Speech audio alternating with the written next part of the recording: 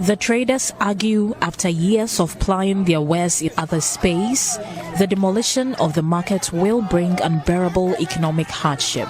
The resentful traders want the Assembly to value their shops for compensation before any demolition and relocation. Stores no almost in the contractor by 4 and we see adana esi echire ha no contractors no obia won na pata obia won le lace na wo ho no obia ye contractor obia won contractor a wo see ye contractors for no be see dan no ye buy na ye beto stores no ka kire say store no to a forever it store na what osisi no wo ye nkuma ba ko bia 30,000 Ghana cedis mo amu nkosiesie beebi amaye eno ani se mutu ye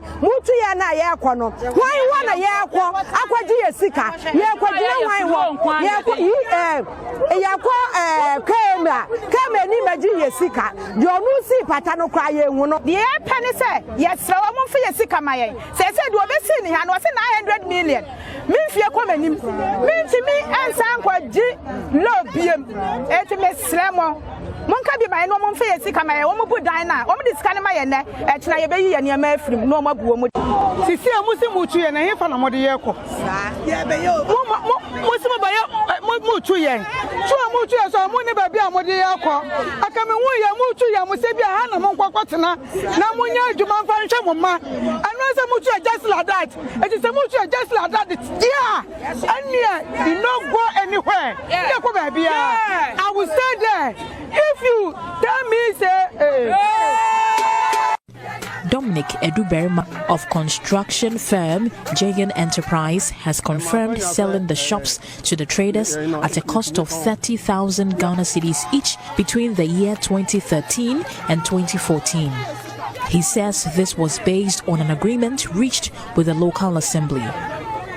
According to him, the Suame Municipal Assembly can only demolish the property if the traders are properly relocated or compensated, else they will back the traders to sue the Assembly.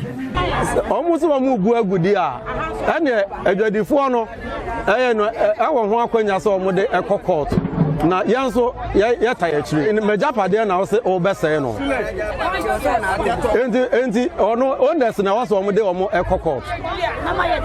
me na ma ya dancing esanse maton ma omo wie. The Assembly is yet to respond to the current concerns of the traders. The Municipal Chief Executive, Maxwell Ofusubwache, has however indicated the Assembly's plans to construct a modern market with the necessary facilities such as a police station and fire service department. Mona Lisa Frempon reporting.